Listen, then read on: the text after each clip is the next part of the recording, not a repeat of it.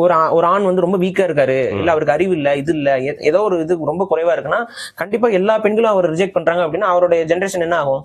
அழிஞ்சு போயிடும். அது நேச்சுரல் செலக்ஷன்றீங்களா? ஆமா, நேச்சுரல் செலக்ஷன். தமிழர்கள் அது ஒரு ஃபாலோவா பண்ணியிருந்தாங்க. தமிழர்கள் வந்து என்ன பண்ணாங்கன்னா இது நேச்சுரல் செலக்ஷன். ஆனா இங்க கூட்டமா இருக்கும்போது இந்த பிரச்சனைகள் வரும்போது அது தகுதியான ஆண்களுக்கு தான் திருமணம் ஆகணுங்கிறது நம்மளே கோட்பாடா வச்சிருந்திருக்கோம். இளவட்டங்கள் தூக்குறது எதுக்கு? இப்ப இன்னைக்கு நம்மளால பல பேரால தூக்க முடியுமான்னு தெரியல. ஆனா இளவட்டங்கள் தூக்குறவன் தான் வந்து திருமணத்துக்கு தகுதியானவன்கிறது ஒரு ஆண் வந்து அன்னைக்கு ஒரு தூக்குனாங்குரு எப்படி தன்னை வந்து தகுதியானவன் காட்டிக்குதோ அதே போல ஆண்களுக்கு காலை அடக்கிறது, ஏறுதழுவல் பண்ணவங்களுக்கு எதுக்கு திருமணம்?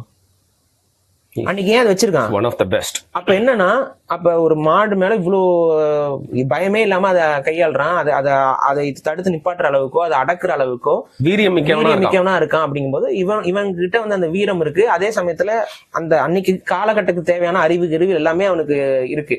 அப்ப அவங்களுக்கு திருமணம் பண்ணி கொடுக்கறது அப்படிங்கிறது ஒரு முறை. அதே போல இளவட்டக்களை தூக்குனாதான் அவன் வந்து எலிஜிபிளான ஆணாவே மாறுறான். ஓகே, எலிஜிபிலிட்டி கிரைட்டீரியாவே இளவட்டக்களை தூக்கணும்.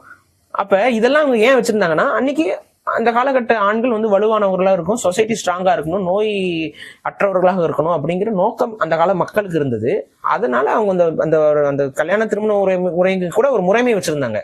இந்த கல்ச்சருக்குள்ள விபச்சாரம் என்பது ஒரு கொடிகட்டி பறக்கவில்லை. ஏன்னா காமம் என்பது இங்க குளோரிஃபை பண்ணப்படல. அதுக்கு பேர் என்னங்க தமிழ்ல? காமம், சிற்றின்பம். சிற்றின்பமா? எதை சொல்றாங்க சிற்றின்பம்னு? இன்டர்கோர்ஸே சிற்றின்பமா? நான் நினைச்சேன் வேறதான் சிற்றின்பம் சொல்லிட்டு. சிற்றின்பம் என்பது இன்டர்கோர்ஸ். ஓகே. பேரின்பம் என்பது நீங்க வந்து தவத்தின் மூலியமாக பிரபஞ்சத்தை அறிதல், இதுதான் பேரின்பம்ங்கிறது. இதுதான் சித்தர்கள் அப்படி சொல்றாங்க. அப்ப இதை சிற்றின்பம் தான் வகையப்படுத்துறாங்க. ஒரு சாதாரண இது வந்து பிளஷர் தான், பட் இது சாதாரண பிளஷர். ஆனா இந்த யூனிவர்ஸோட ஒரு மனிதனுடைய ஆன்மா கனெக்ட் ஆகிறது தான் உண்மையான பிளஷர். அப்படிங்கிறனால அது பேரின்பம். இப்படிதான் வகைப்படுத்திருக்காங்க. சோ இதை வந்து குளோரிஃபை அவங்க பண்ணவே கிடையாது. இதை வந்து ஒரு இனப்பெருக்கத்திற்கான ஒரு வழிவகையா தான் பார்த்தாங்க.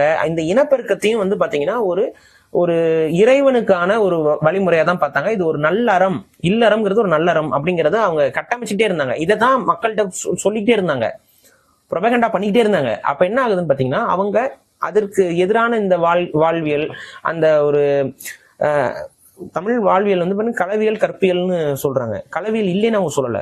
ஆனா களவு ஒழுக்கம், அதுக்கு ஒரு ஒழுக்கம் இருக்குங்கிறாங்க. களவுங்கிறதே வந்து ஊராருக்கு தெரியாத ஒரு உறவு முறை தான். அந்த உறவு முறையில் ஒழுக்கம் இருக்கிறது என்பதை களவு ஒழுக்கம்ங்கிற கோட்பாட்டுக்குள்ள அது கொண்டு வராங்க. அப்ப களவு என்பது கற்பியலுக்குள்ள போய் முடியணுங்கிறாங்க. இதெல்லாமே தமிழருடைய வாழ்வியல் முறை. ஒரு சிவிலைசேஷன் ஸ்டார்ட் ஆனது, ஏன்னா நம்ம தான் அந்த சிவிலைசேஷன் முதல்ல ஸ்டார்ட் பண்ணோம்.